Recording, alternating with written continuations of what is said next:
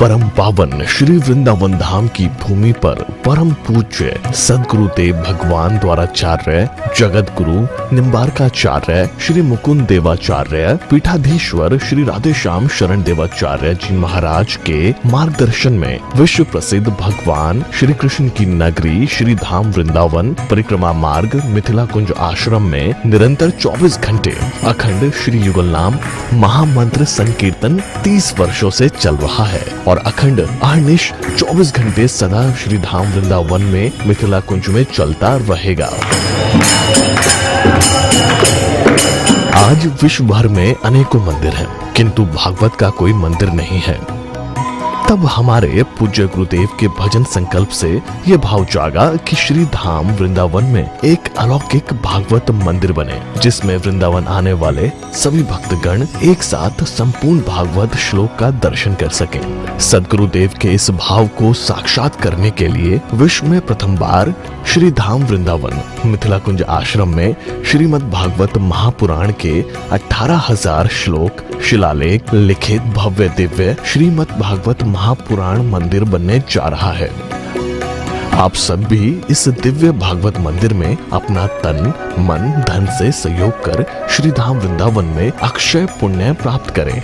एक श्लोक शिलालेख की सेवा राशि मात्र 5100 रुपए है, जिसमें आपके नाम से एक श्लोक शिलालेख पर लिखा जाएगा। इसी प्रकार से आप 2 श्लोक की दान राशि 11,000 रुपए, 5 श्लोक की दान राशि 25,000 रुपए, 11 श्लोक की दान राशि 51,000 रुपए और 21 श्लोक की राशि है 1,01,000 रुपए देकर अनंत पुण्य के भागी बन सकते हैं। कहा गया है कलयुग केवल नाम आधारा। हम सब भी श्री धाम वृंदावन में अपने नाम से या अपने पूर्वजों के नाम से या घर में समस्त विघ्न बाधाओं को दूर करने के लिए श्री धाम वृंदावन में अखंड संकीर्तन कराने का अलौकिक पुण्य प्राप्त कर सकते हैं। साथ ही आपके द्वारा प्रदान किया गया सेवा राशि से हरि नाम संकीर्तन के साथ साथ संतों का भोजन एवं गौ माता के लिए गौग्रास समर्पित किया जाएगा। आप निम्न राशि प्रदान कर सदस्यता ग्रहण कर सकते हैं। एक दिन का संकीर्तन राशि मात्र 1500 रुपए, एक माह का संकीर्तन राशि मात्र 15,000 रुपए, 12 माह की संकीर्तन राशि मात्र 21,000 रुपए से आपके नाम से निरंतर अखंड श्री युगल नाम हरि नाम संकीर्तन के साथ साथ साल के 12 माह में 12 दिन 12 संतों का भोजन गौग्रास आदि सेवाएं आपके मरणोपरांत भी चलते रहेंगे। अतः आप एक छोटा सा संकल्प लेकर हमसे जुड़ सकते हैं और श्री धाम वृंदावन मिथिला कुंज आश्रम में आप आजीवन सदस्य रहेंगे। आप वृंदावन में जब भी आएंगे तो आपके रहने की निशुल्क व्यवस्था रहेगी। Account number 155805001309। अकाउंट होल्डर नाम Mithila Kunj trust, RTGS, NEFT, IFSC code ICIC 00010017, branch Vrindavan. Mobile number 9410810861। UPI Mithila Kunj trust @ICICI। ये संस्था 80G के अंतर्गत कर मुक्त है, जिसके द्वारा आप अपने दान पर टैक्स की छूट प्राप्त कर सकते हैं। आपके दान राशि की रसीद आपको बाय पोस्ट संस्था द्वारा भेजी जाएगी। साथ में आपको संस्था का प्रमाण पत्र भी दिया जाएगा। आइए हम सब मिलकर इस दिव्य भागवत मंदिर में अपना तन मन धन से सहयोग कर श्री धाम वृंदावन में एक अलौकिक भागवत श्लोक मंदिर का निर्माण करें। अधिक जानकारी के लिए संपर्क करें और मिथिला कुंज आश्रम से जुड़ने के लिए फेसबुक, यूट्यूब और इंस्टाग्राम मिथिला कुंज ऑफिशियल पेज को फॉलो करें।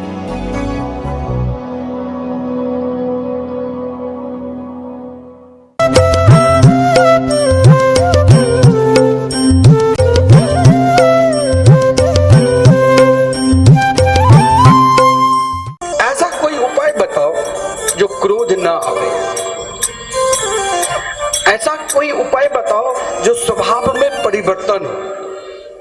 देखिए, स्वभाव में अगर परिवर्तन चाहते हो तो भगवान श्री कृष्ण ने काली नाग को दमन किया था ना, तो नागपत्नी ने प्रार्थना की, आपने ही तो मेरे पति के अंदर स्वभाव दे दिया।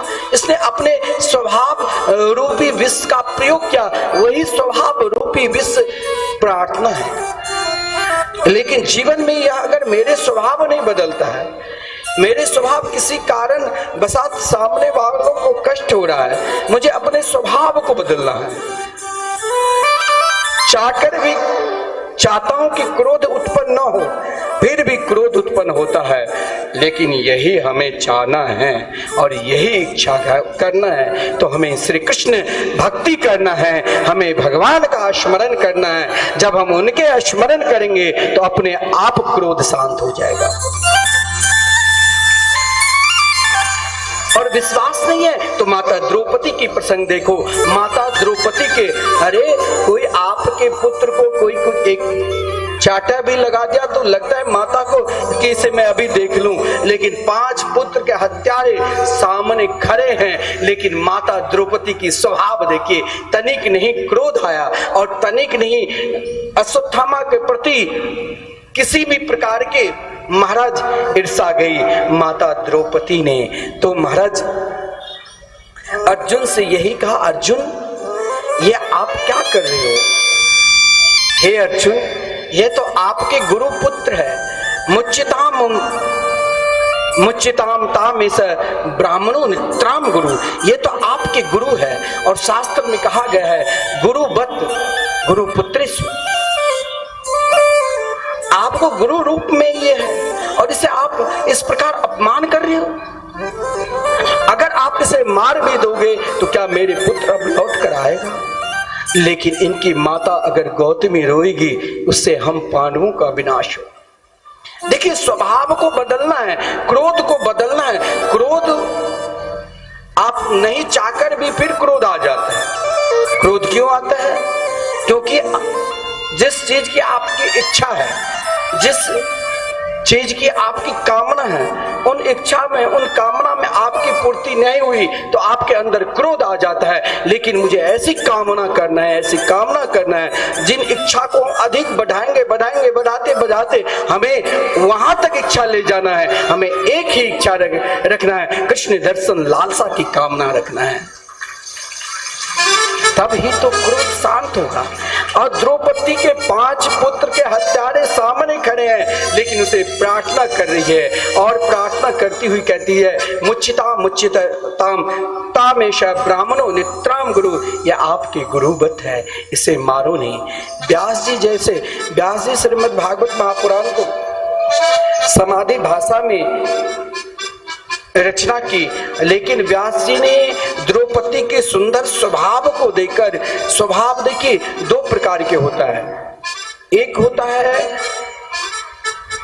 स्त्री के स्वभाव धर्म किसे कहते हैं? सामने आपकी गलती है और सामने वाले आपको डांट लगा दे, आप चुप लगाकर बैठ गई, तो ये एक धर्म है। लेकिन उससे भी श्रेष्ठ द्रौपदी के तरह बनना है तो उसे समानशील युक्त नारी कहते हैं। जो गलती नहीं है फिर भी सामने वाले डांट लगा रहे हैं, हम चुप लगाकर बैठे हैं, तो उसे समानशील युक्त नारी कहते हैं। और समानशील हमें बनना है तो हमें द्रौपदी की तरह रहना है, हमें कृष्ण भक्ति करना है, हमें अपने आप को भगवान में समर्पित करना है। हमें यही सोचना है हम भगवान के और भगवान हमारे। द्रौपदी के सुंदर स्वभाव को देकर व्यास जी जैसे महापुरुष उनके स्वभाव को परिणाम क्या भागवत में लिखा है, वामस्वभावा कृपया नाम च। द्रौपदी के विशेषता व्यास जी ने लिखना बंद कर दी, लेखनी रखकर उनके सुंदर स्वभाव को देकर, उनके विचार को देखकर स्वयं को प्रणाम किया। क्रोध को दूर करना है तो एकमात्र भगवान के भजन करके ही क्रोध दूर हो सकता है, बाकी दुनिया में कोई उपाय नहीं है। हर उपाय को क्रोध जब आता है तो सब यही रह जाएगा, लेकिन उसे शांत करना है तो हमें भगवान का नाम के शरण में जाना। आज द्रौपदी की स्वभाव को देखकर महाराज वहां सब नमन करने लगे। द्रौपदी अश्वत्थामा ने गलती की, दंड मिला। कोई सम्मानित व्यक्ति को अपमान भी मृत्यु की तरह है। उनकी आधी दाढ़ी आधी मूछ मुड़वाकर मस्तक पर जो जन्म सिद्ध नाम के मणि थी, उन मणि को महाराज स्वयं भगवान ने अर्जुन को आदेश दिया, इनकी मणि को आप तत्क्षण मस्तक से निकाल लो, और शिविर से बाहर कर दिया।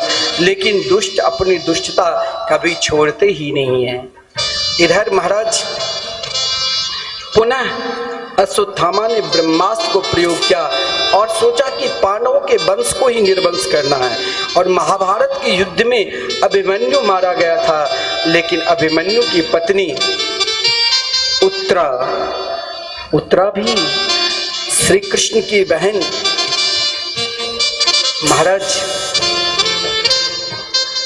सुभद्रा की बहू थी, जिन सुभद्रा के विषय में कहा गया है कि श्री कृष्ण की भक्ति में सदा लीन रहती थी। सुभद्रा जब महाभारत के युद्ध में उनके युवक पुत्र मारे गए, तो सुभद्रा ने पुत्र को देखकर श्री कृष्ण से ये प्रार्थना नहीं की कि मेरे पुत्र को आप स्वस्थ कर। सुभद्रा से भगवान ने जब कहा, सुभद्रा तुमने आज तक मुझसे कुछ मांगा ही नहीं, तो सुभद्रा ने कहा कि प्रभु अगर आप हमें देना ही चाहते हो तो मेरी भक्ति ऐसी हो जाए कि मैं अंतिम समय तक आपके नाम जाप करते हुए मन यदि चंचल हो जाए, तो आपके चरणार रूपी पिंजरा में ये मन रूपी पक्षी ऐसे फंस जाए जो पिंजरा से कभी निकले नहीं। मुझे तो केवल हे कृष्ण आपके नाम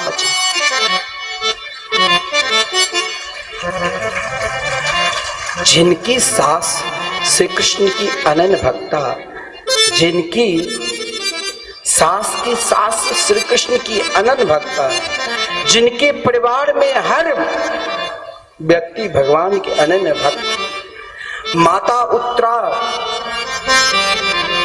के गर्भ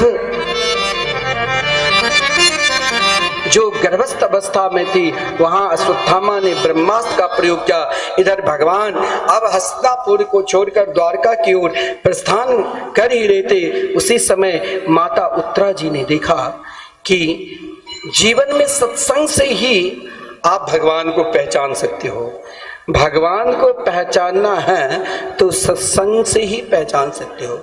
एक बार रसखान एक मुसलमान था, और रसखान जिनकी वृंदावन ब्रज की परिक्रमा करोगे तो गोकुल में उनकी परिक्रमा लोग करते। क्यों? क्योंकि रसखान जैसे यहाँ कथा हो रही है, सामने श्री कृष्ण लड्डू गोपाल की सुंदर तस्वीर रखा हुआ था, और व्यास जी भगवान के उन रूप माधुरी के वर्णन कर रहे थे कि चित्रम तदैत चरणार बिंदम, चित्रम तदैत वदनार बिंदम, चित्रम तदैत मुखार बिंदम, चित्रस्य चित्रम खलु सर्व चित्रम।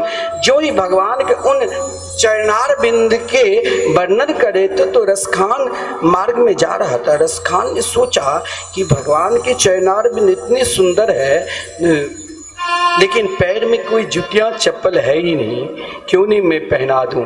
एक छोटी सी जुतियां बनाकर व्यास जी के पास लाए, बोले कि मुझे इसे पहना दो। व्यास ने कहा, मूर्ख मैं कैसे पहनाऊं, ये तो एक तस्वीर है। बोले मुझे पहनाना है।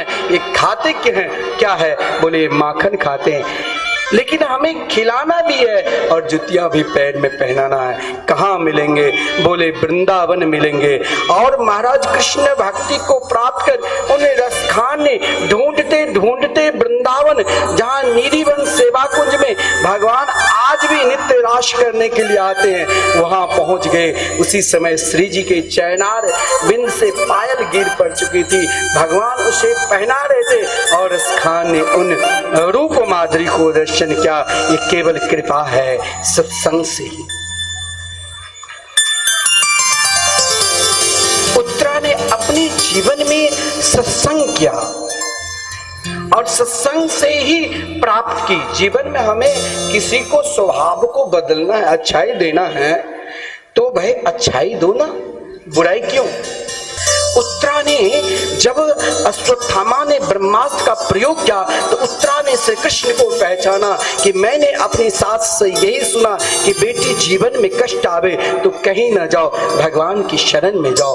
उत्तरा दौड़ती हुई भगवान की शरण में गई और भगवान के चरण पकड़कर रुदन करने लगी। देखिए, महाभारत के युद्ध में पति मारा गया तो प्रसन्नता हुई कि चलो, एक शहीद की पत्नी, जब एक सैनिक देश के लिए, राष्ट्र के लिए स्वयं को समर्पित हो जाते हैं, उनकी पत्नी की आंख में जब वो अश्रुपात नहीं आती है, क्योंकि उसने देश के लिए समर्पित हुआ, उसने राष्ट्र के लिए समर्पित हुआ।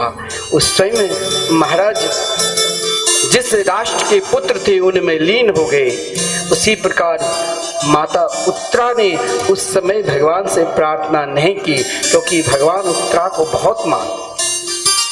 आज वही उत्तरा दौड़ती हुई, भागती हुई कृष्ण के पास गई और कहा, कन्हैया अब आप मुझे बचा लो, हे कृष्ण आप मुझे बचा लो, हे मेरे गोविंद आप मुझे बचा लो।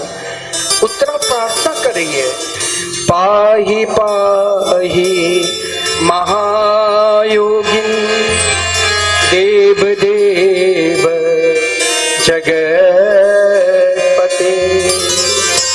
नान्यम त्वद्भयं पश्ये यत्र मृत्यु परस्परम। अब यहाँ प्रार्थना कौन कर रही है? उत्तरा कर रही है कि उत्तरा के गर्भ में जो नन्हे से छोटे से शिशु है वो अपनी प्रार्थना करिए कि मेरी रक्षा करो। जल तो वो शिशु रहे हैं, लेकिन उत्तरा क्यों कर रही है? उत्तरा ने भगवान से यही कहा, हे देव के देव जगतपते, आप तो समस्त प्राणी के अंतरात्मा में विराजमान है। हे प्रभु आप भी मेरे भाव को जानते हैं, हे प्रभु आप मेरी रक्षा करो। भगवान ने कहा, उत्तरा अब तुम रक्षा की भीख मांग रही हो, क्यों? अब तो तेरा पति भी नहीं रहा, अब तुम जीना चाहती हो। उत्तरा ने कहा, नहीं गोविंद, नान्यम तद भयम पश्य, नहीं अब मैं नहीं जीना चाहती हूँ। ये ब्रह्मास्त्र भला मुझे जलाकर राख कर दे, लेकिन मेरे को विश्वास है मेरे गर्भ में जो बालक है, मेरे गर्भ में जो शिशु है, वो आपके अनन्य भक्त, वो राष्ट्र की सेवा करेंगे, वो समाज की सेवा करेंगे, वो आपके हैं और आप उनके हैं। मैं चाहती हूँ ये ब्रह्मास्त्र भला मुझे जलाकर नष्ट कर दे, लेकिन मेरे गर्भ में जो पल रहे हैं शिशु, इनकी आप रक्षा करो। क्योंकि संसार के लोग क्या कहेंगे कि जिन पांडवों की रक्षक श्री कृष्ण थे उनके वंश की रक्षा नहीं की। हे प्रभु मेरे कारण के आपकी निंदा न हो। लेकिन उससे भी अधिक एक माता की विश्वास हो जाती है कि मेरे गर्भ में जो शिशु पल रहे हैं, क्या ये राष्ट्र के कल्याण करेंगे, क्या ये समाज के कल्याण करेंगे, क्या ये समाज को भगवान से जोड़ेंगे। वो तो माता के अंदर विश्वास होती है। लेकिन किसी कारण बसात माता सोचती है कि मेरे गर्भ में जो पल रहे हैं, महाराज आजकल भ्रूण हत्या शास्त्र में कहा गया है, जो भ्रूण हत्या करते हैं उससे अधिक पाप कुछ है ही नहीं। गर्भपात से पाप संसार में कुछ है ही नहीं। चाहे आप लाखों बार गंगा यमुना काशी अनेक तीर्थ कर लो, लेकिन स्वामी श्री राम सुखदास जी साधक संजीवनी गीता में कहा है कि गर्भपात से अधिक संसार में कुछ पाप है ही नहीं। इस गर्भ में चाहे बेटी है कि बेटा है, आप उनके भविष्य नहीं जान सकते हैं। आपका कर्तव्य है कि आप इस संसार में उनको जन्म दे सकते हैं। वो हो सकता है कि इस राष्ट्र को जगत जननी माता जानकी ही तो ना आ रही हो सकता है स्वयं महाराज कोई लक्ष्मीबाई ही तो नहीं आ रही है। भगवान ने सोचा कि एक माता गर्भपात करती है, लेकिन एक माता इस गर्भ की रक्षा कर रही है, ऐसे माता को तो पुत्र ही बनकर आना चाहिए। इसीलिए भगवान ने कहा कि हे उत्तरा, मुझे एक पल के लिए तुम अपने अंदर मातृभाव लाओ, मैं तेरे अंदर प्रवेश करता हूँ। भगवान अंगुष्ठ मात्र ममलम, देखिए अपने माता के केवल आभास कराया, लेकिन भक्त के रक्षा के लिए गर्भ में प्रवेश कर ब्रह्मास्त्र को शांत किया। और उत्तरा के छोटे पुत्र, इसलिए भगवान श्री कृष्ण के उत्तरा के गर्भ में जाकर परीक्षित के रक्षा कारण के कारण भगवान के एक नाम उत्तरायण है। जैसे दो पक्ष आते हैं ना, उत्तरायण और दक्षिणायन। तो दक्षिणायन में लोग शुभ कार्यक्रम करता है, उत्तरायण में अधिक शुभ कार्य करता है। 6 महीना दक्षिणायन और 6 महीना उत्तरायण। तो उत्तरा के गर्भ में भगवान निवास के, इसीलिए भगवान के एक नाम है उत्तरायण। क्योंकि भगवान जानते थे कि उत्तरा के गर्भ में जो बालक है उस समस्त प्राणी मात्र को, समस्त राष्ट्र को श्री कृष्ण से जोड़ेंगे और सभी को श्री कृष्ण कथा श्रवण कराएंगे। ऐसे परम भक्त तो इस राष्ट्र में आना ही चाहिए। देखा जाए तो जो भगवान के हो जाते हैं, जो उनसे प्रेम करने लग जाते हैं, उसे तो लगता है जिसके हृदय में जिसके प्रति प्रेम है वो नहीं चाहते हैं कि मैं इससे अलग हो जाऊं। माता कुंती भी पुत्र महाभारत के युद्ध में विजय श्री प्राप्त कर ली, राज माताओं की उपाधि है, फिर भी कुंती को वो नहीं सुनाई, कुछ नहीं सुनाई। जब भगवान प्रस्थान की तो वही कुंती भगवान के पास आंचल फैलाकर क्या मांगती है, हे प्रभु आप तो आज तक सब दिए ना, हम वही एक लोटा जल शंकर जी के ऊपर चढ़ाते हैं तालाब से लेकर, तो ना जाने क्या क्या मांगते हैं, उस सबको दिए हैं तो हमें भी देंगे। माता कुंती ने कही आपने तो सभी को दिया है, आज मुझे भी दो। लेकिन माता कुंती क्या मांगते, बहुत लोग ने कहा माता कुंती ने दुख मांगी, माता कुंती ने कही मुझे विपत्ति दो, और भागवत में लिखा हुआ है माता कुंती अपने आंचल को फैलाकर मांग रही है, विपद संतु न तत्र तत्र जगत गुरु भवतो दर्शनम यदि पुनर्भव दर्शनम।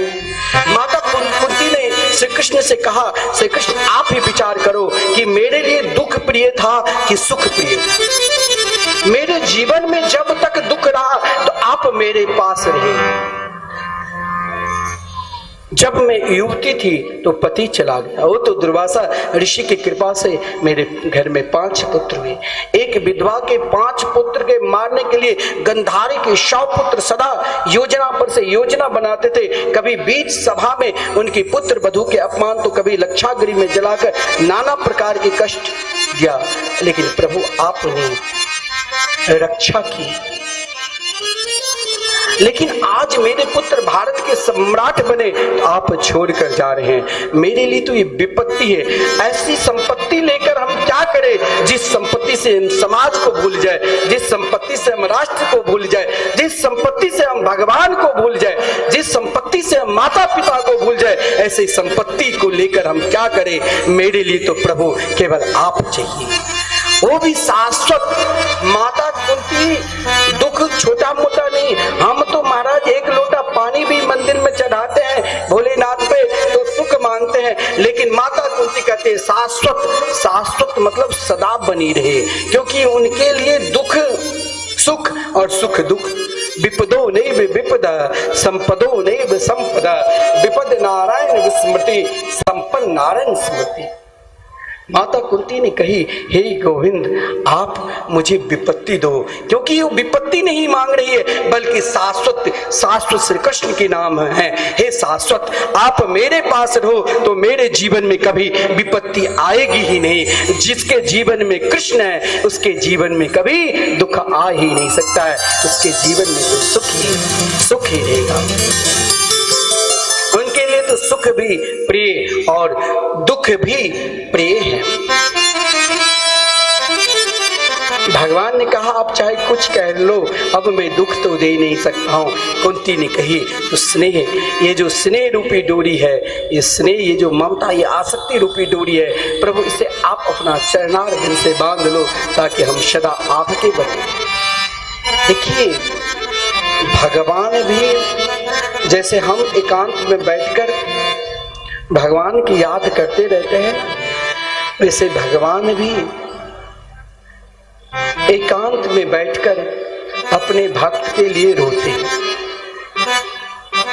एक दिन भगवान अपने कक्ष में महल में विराजमान थे, पांडवों ने भगवान के निकट जाकर उनको सम्मान करने के लिए जा रहे थे, लेकिन भगवान को नेत्र बंद करके देखा, आंख से अश्रुपात, शरीर में रोमांच।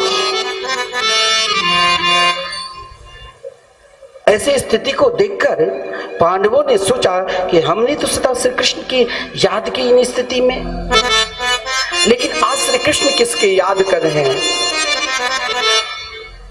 श्री कृष्ण के चरणों में प्रणाम क्या? बोले प्रभु आप किस, सारी दुनिया तो आपकी याद करते हैं, आप किसकी याद कर रहे हैं? भगवान ने कहा हम उनके याद करते हैं जो सदा मेरे लिए ही जिया और मेरे लिए ही जी रहे हैं। वो कौन? तो पितामह भीष्म। मैं अपने परम प्रिय भक्त भीष्म पितामह की याद कर रहा हूं। देखिए भीष्म पितामह जो बाण के सज्जा पर लाश की ढेर, प्रथम दिन ही युद्ध के दूसरे दिन में ही अपने आप को महाराज भगवान को बता दिया था कि शिखंडी को सामने खड़े कर दो और अर्जुन को विजयश्री मिल जाएगी। उन बाण के सज्जा पर पड़े हुए हैं और उनकी जो वेदना है, यहाँ एक मच्छर किसी को काट लिया, गर्मी लगने लग जाती है तो बेचैन हो जाते हैं, लेकिन उन लाशों की ढेर में जहाँ घर में लाश पड़ा रहता है 2-4 दिन हो जाए तो दुर्गंध आ जाती है, उन दुर्गंध के ढेर में भी भीष्म पितामह अपने कृष्ण की याद कर रहे थे, कृष्ण के लिए रो रहे थे, कृष्ण के लिए पुकार रहे थे। शरीर में वेदना है, जैसे एक बिच्छू किसी व्यक्ति को 100 बिच्छू एक जगह डंक मार दे, ऐसी वेदना थी, दर्द था, फिर भी उत्तरायण की प्रतीक्षा कर रहे थे। उत्तरायण यानी श्री कृष्ण की प्रतीक्षा कर रहे थे। हे मेरे गोविंद, क्या आप मुझे दर्शन नहीं दोगे? आज भगवान भी उन भक्त के लिए रोते हैं।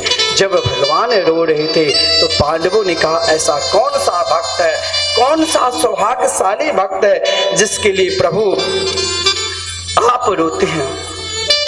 जरा हमें भी उनके दर्शन करा दो, जरा हमें भी उनसे मिला दो। भगवान ने कहा ठीक है। पांडवों को साथ में लिया, समस्त हस्तिनापुर के नर नारी भी साथ में हो गए, बड़े बड़े ऋषि मुनि सब भगवान के साथ में हो गए।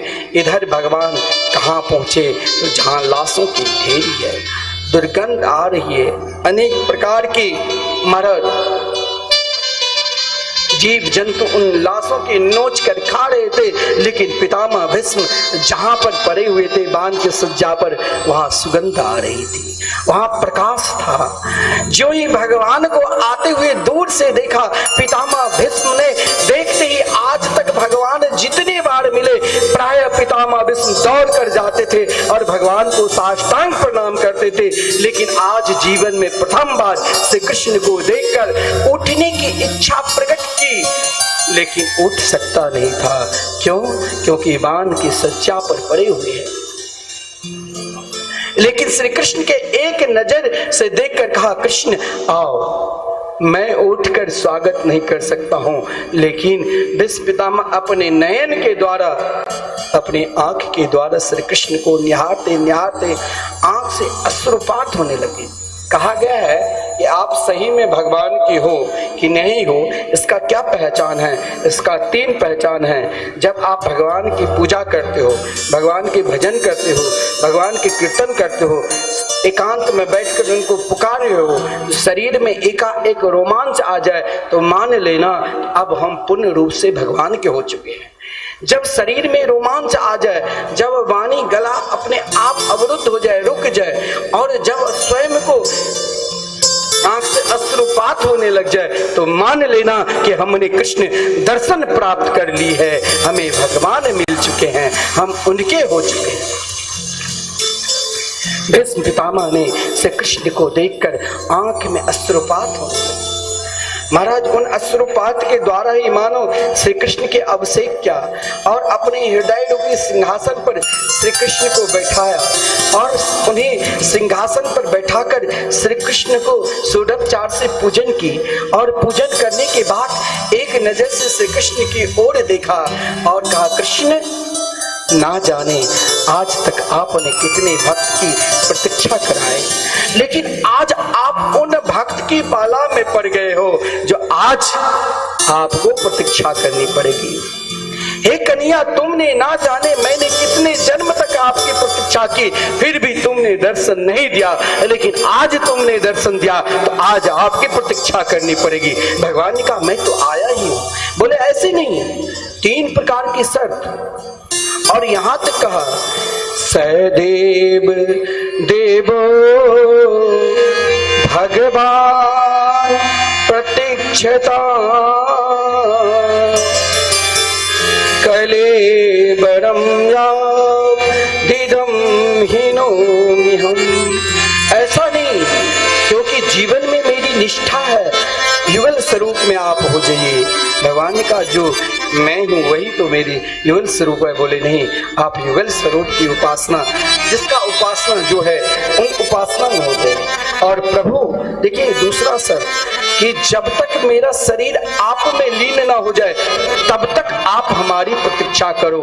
क्या वो कार्य तो वही कर सकता है जो भगवान के हो सकते हैं। हम मंदिर में दर्शन करने के लिए जाते हैं ना, बड़े बड़े मंदिर में जहाँ लाखों की भीड़ रहती है, वहां महाराज हमें प्रतीक्षा करनी पड़ती है, 2-4 दिन निकल जाता है लाइन में खड़े होकर। कुंभ सब में आप कहीं मंदिर में जाओगे तो महाराज इतनी भीड़ जो घंटों आपको प्रतीक्षा करना। लेकिन आज कभी कभी भगवान को भी अपने भक्त की प्रतीक्षा करनी पड़ती है, क्योंकि भक्त की स्तुति में, भक्त की पुकार में हो सकती है जो भगवान को भी ठहरा सकते हैं।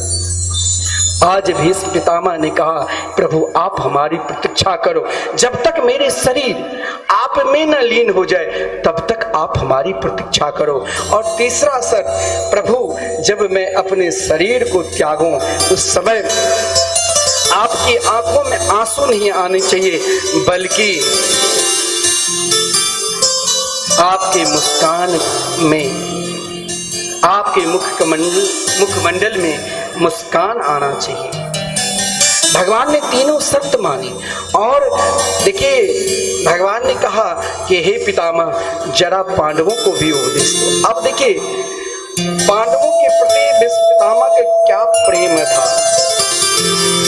आज स्वयं भीष्म पितामह ने पांडवों से कहा कि जिसे तुम अपना साथी मानते हो, अपना सखा मान रहे हो, अपना मित्र मान रहे हो, वही तो साक्षात परब्रह्म परमात्मा है। तुम परमात्मा को पहचानो, तुम्हारे अंदर पहचान करने की शक्ति है। आज तक हमने दुनिया में सभी को पहचान कर ना जाने कितने मित्र, कितने संबंधी बना लिए, लेकिन अभी तक हमने भगवान को नहीं पहचाना। हमने जिस दिन भगवान को पहचान लिया उसी दिन हम उनके हो गए और वो हमारे हो गए।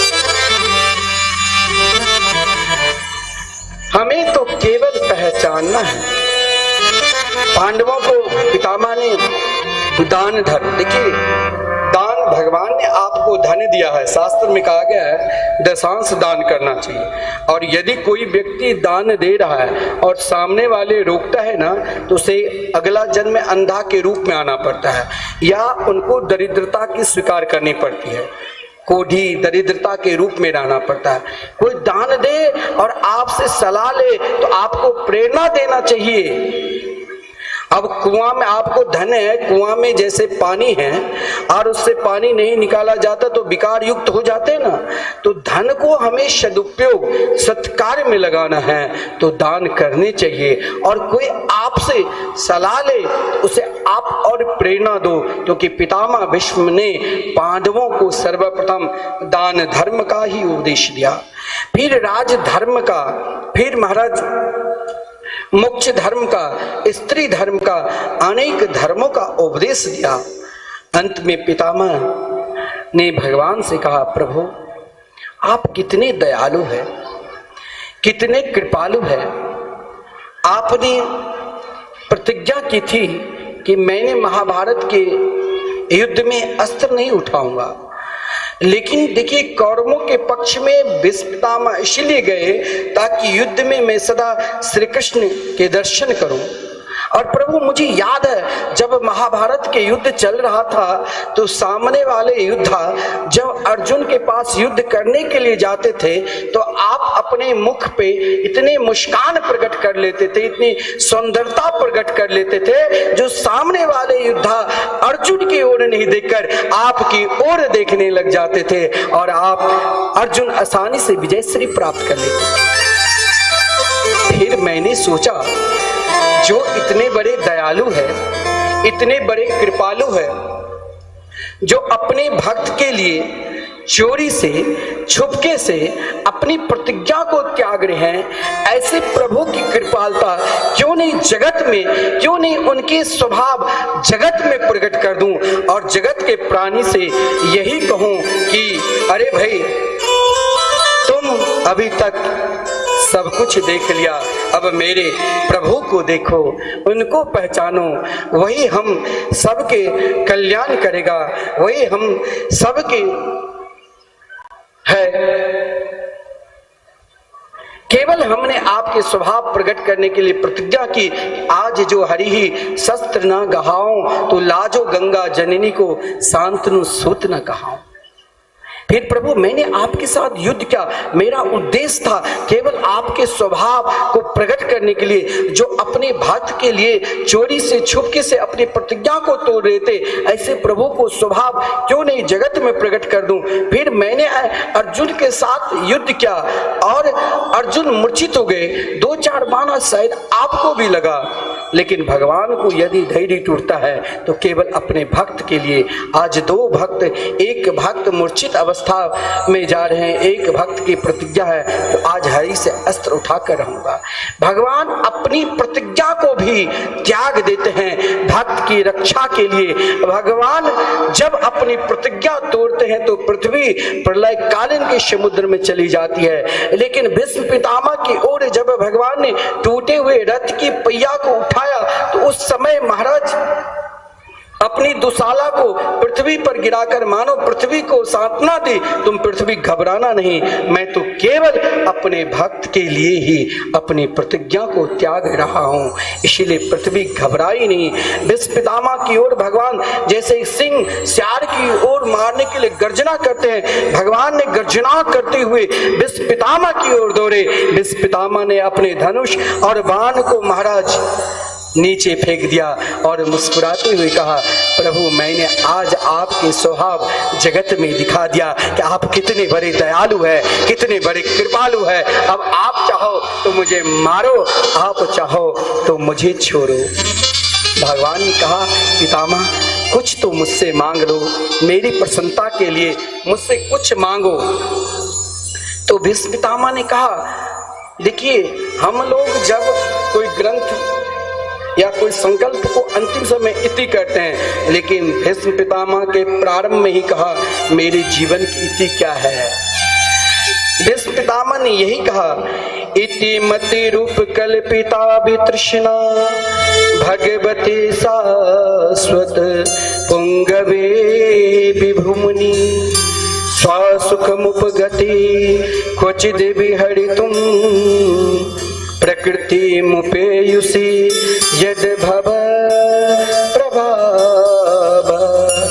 हे प्रभु मेरी एक पुत्री है, मैं उस पुत्री को आपके साथ विवाह कराना चाहता हूँ।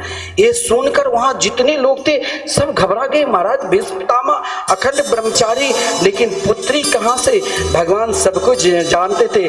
भगवान मुस्कुराते हुए कहा, आपकी पुत्री कहाँ है? बोले मेरी पुत्री मेरे अंदर, मेरी बुद्धि रूपी पुत्री है। बोले आपकी बुद्धि रूपी पुत्री को मैं कैसे स्वीकार करूं, आपके अंतःकरण शुद्ध कैसे हो सकता है? भीष्म पितामह ने कहा कि मैं विश्वास के साथ कहता हूं, मेरे अंतःकरण में किसी प्रकार की तृष्णा ही नहीं, वितृष्णा है। हे मेरे गोविंद आप मुझे स्वीकार करो। और भीष्म पितामह अंतिम समय में उन गोपियों की याद की कि जैसे प्रभु उन गोपियों ने रास में आपके लीला के अनुकरण करते करते आप में लीन हो गए। हमें भी वैसे ही प्रभु आप सदा अपने में लीन रखना। मुझे कुछ नहीं चाहिए, मेरे को तो केवल आप चाहिए। आपके ही प्रेम में हे मेरे सवरिया, हे मेरे कन्हैया, तेरे लिए ही तो मैं जिया और तेरे लिए ही मैं समाया हूँ। मुझे भी अगर जोगन बनना है तो उनके लिए बनना है, कन्हैया के लिए उन्हें पुकारना है। विश्व पितामह जब शरीर छोड़ते हैं तो सब रोने लग जाते हैं, लेकिन भगवान ने कहा कीर्तन करो। महापुरुष के अंतिम समय में रोना नहीं चाहिए बल्कि कीर्तन करना चाहिए। इधर महाराज अपने आप को भी, हमें भी भगवान से यही प्रार्थना करना चाहिए, हे प्रभु हमारे हृदय में भी कभी उन गोपियों की तरह भाव जगे जो हम जीवन में हर कार्य को अनुकरण किए हैं, लेकिन आपकी लीला का अनुकरण करते करते हे मेरे सावरिया, मैं तेरे लिए एक दिन मैं भी ऐसे जोगन बनकर आऊं जो मेरे सामने आप नाचे और मैं भी नाचूं, तो जीवात्मा और परमात्मा दोनों एक हो जाऊं। बोलो बाके बिहारी लाल की जय। आप भी सुंदर झांकी का भी दर्शन करें। जोगन भेष बनाया,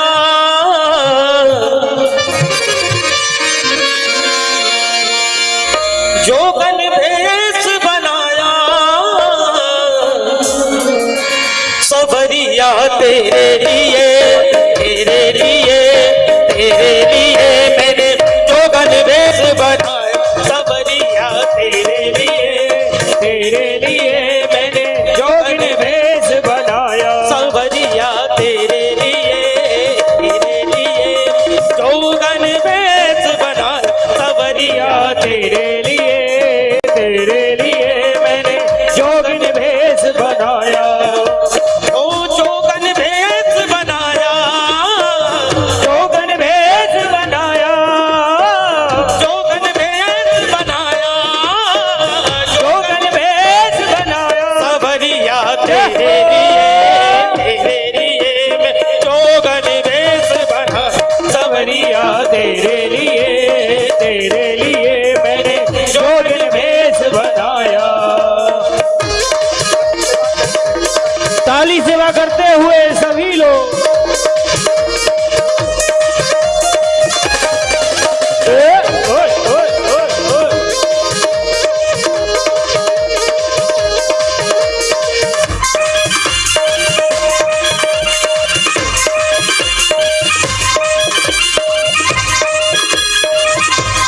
हरि बोल। हो